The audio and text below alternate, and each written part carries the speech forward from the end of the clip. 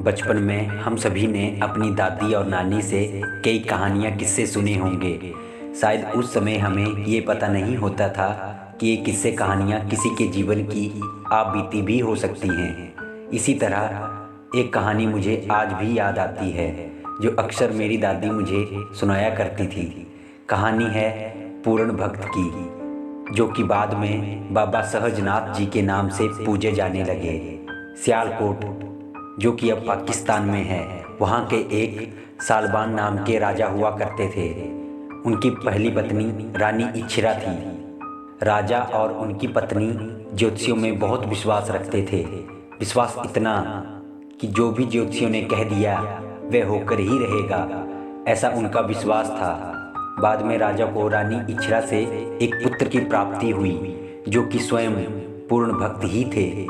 परंतु ज्योतिषियों के सुझाव पर, या फिर यूं कह सकते हैं कि ज्योतिषियों ने राजा के मन में भ्रम डाल दिया था कि अगर वह अपने पुत्र पूर्ण का मुंह देखेगा तो उसके लिए अशुभ होगा, और ये अशुभ समय 12 साल तक चलेगा। इसी वजह से राजा ने पूर्ण को अगले 12 साल तक अपने से अलग कहीं अंधेरी जगह पर भेज दिया।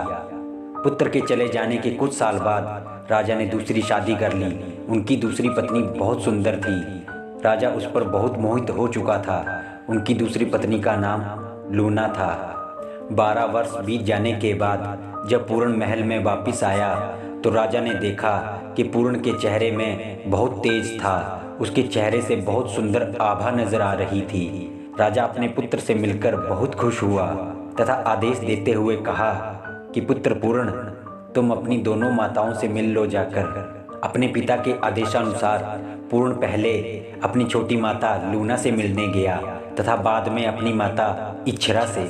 पिता की आज्ञा अनुसार जब पूर्ण लूना से आशीर्वाद लेने गया, परंतु जवान हुए पूर्ण को देखकर लूना उस पर मोहित हो गई। पूर्ण लूना से केवल माँ वाला आशीर्वाद चाहता था, परंतु लूना उसको पुत्र की जगह प्रेमी की नज़र से देखने लगी। परंतु पूर्ण की नज़र में लूना केवल माँ ही थी। लूना ने उसको बहकाने की बहुत कोशिश की, मगर पूर्ण उससे बचकर जल्दी जल्दी में उसके महल से बाहर आ गया। लूना को इस बात पर बहुत गुस्सा आया कि पूर्ण ने उसकी भावनाओं को नहीं समझा और उसका तिरस्कार कर दिया। फिर लूना ने इस बात का अपना अपमान समझते हुए उससे बदला लेने का सोचा, क्योंकि पूर्ण ने उसको ठुकरा दिया था। वह उससे बदला लेने के लिए उतावली हो गई और उसके बाद लूना ने अपने कपड़े फाड़ लिए और राजा के महल में जाकर बैठ गई। जब राजा सालबान ने उसकी ऐसी हालत देखी तो राजा ने उसकी ऐसी हालत का कारण पूछा, तो रानी लूना ने पूर्ण पर गलत इल्ज़ाम लगा दिया तथा राजा को झूठी कहानी बनाकर बताने लगी और कहा कि पुत्र पूर्ण माता और पुत्र की मर्यादा को भूल चुका है। उसका व्यवहार जंगलियों की तरह हो चुका है। राजा रानी लूना पर इस कदर मोहित था कि उसने पुत्र पूर्ण की एक भी बात नहीं सुनी तथा जल्लादों को उसी वक्त आदेश देते हुए कहा कि पूर्ण के हाथ पांव काट कर किसी कुएं में जाकर फेंक दो। जो पुत्र अपनी मर्यादा को भूल चुका हो, ऐसा पुत्र मुझे नहीं चाहिए। जल्लादों ने भोले भाले पूर्ण को पकड़कर एक कुएं के पास ले गए और वहां पर राजा के आदेशानुसार पूर्ण के हाथ पांव काट दिए और उसको उसी कुएं में फेंक दिया। कुदरत के खेल भी निराले होते हैं और ईश्वर का लिखा तो पहले से ही होता है, जिसको इस दुनिया से तब ही जाना है जब ईश्वर चाहेगा। कहते हैं ना, जाको राखे साइयां मार सके ना कोई। उसी कुएं के पास से उसी दिन गुरु गोरखनाथ जी और उनके शिष्यों की टोली जा रही थी। उन सभी ने उस कुएं से किसी के करहाने की आवाज़ सुनी। जब उन्होंने कुएं के पास जाकर देखा तो उन्हें वहां पर पूर्ण दिखाई दिया। गुरु गोरखनाथ जी ने पूर्ण से उसकी इस हालत की वजह पूछी तो पूर्ण ने भी अपनी आप बीती ज्यों की त्यों गुरु गोरखनाथ जी को बता दी। गुरु गोरखनाथ जी ने पूर्ण से कहा कि मैं तुम्हारा सत्य परखने के लिए ये कच्चे सूत्र का धागा लटका रहा हूँ। अगर तुम सच्चे हो तो उस कच्चे सूत्र को पकड़कर बाहर आ जाओ। पूर्ण को उस कच्चे सूत्र के धागे से बाहर निकाल दिया जाता है। पूरण का सत्य और उसके चेहरे पर तेज देखकर सभी जोगी उसकी जय जयकार करने लगे तथा गोरखनाथ जी ने पूरण के सर पर हाथ फेरा और अपनी दिव्य शक्तियों से पूरण को पहले जैसा बना दिया और पूरण के हाथ पैर जोड़ दिए। और इसके बाद पूरण की जिंदगी का तीसरा अध्याय शुरू होता है। पूरण गुरु गोरखनाथ जी का शिष्य बन जाता है और उनसे शिक्षा लेने लगता है। पूरण दूसरे शिष्यों की भांति गुरु गोरखनाथ जी के साथ ही रहने लगता है तथा भिक्षा मांगकर अपने गुरु की कृपा का गुणगान करने में लग जाता है। इसी तरह कई साल बीत जाते हैं। एक दिन पूरण भिक्षा मांगने रानी सुंदरा के महल में गया। जब रानी सुंदरा ने पूरण को देखा तो उसके चेहरे की सुंदर आभा और तेज पर मोहित हो गई। सुंदरा ने तुरंत ही मोतियों से भरा थाल पूरण की झोली में डाल दिया।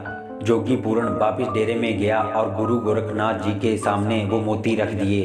जब वो मोती गुरु गोरखनाथ जी ने देखे तो उन्होंने पूरण से कहा कि ये मोती हमारे किसी काम के नहीं हैं, हमें तो केवल भोजन चाहिए। फिर पूरण उसी समय वापिस रानी सुंदरा के महल जाता है और मोती लौटाकर भोजन की मांग करता है। रानी सुंदरा पूरण के तेज से तो पहले ही मोहित हो चुकी थी, परंतु मोती लौटाकर पूरण की इज्जत और बढ़ गई उसकी नज़र में। फिर रानी सुंदरा ने अच्छे अच्छे पकवान पकाकर गुरु गोरखनाथ जी के डेरे में जाती है और सभी शिष्यों को बड़े प्यार से भोजन करवाती है।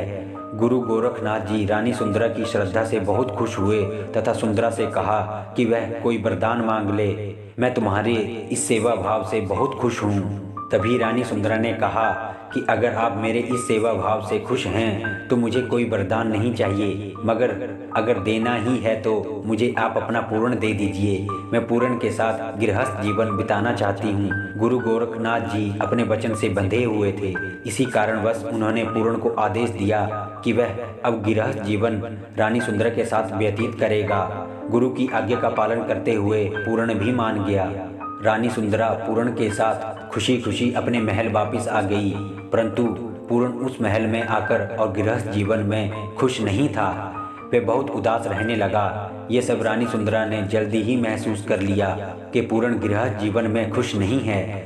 उसने पूरण से कहा, अगर आप इसी तरह दुखी रहेंगे तो मैं कैसे खुश रह सकती हूँ।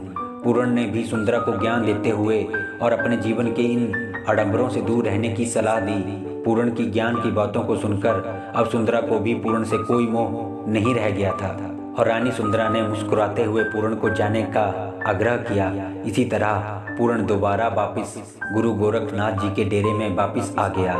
बहुत समय बीत जाने के बाद पूरण जोगी के रूप में सियालकोट में आया।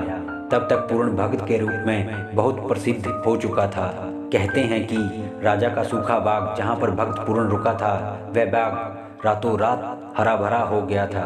पूरण की माँ रानी इच्छरा, जो कि पुत्र के वियोग में रो रो कर अंधी हो चुकी थी, क्योंकि उसे लगता था कि मेरा पुत्र मर चुका है, नगर में भक्त के पहुंचने की खबर सुनकर पूरण से मिलने के लिए आई।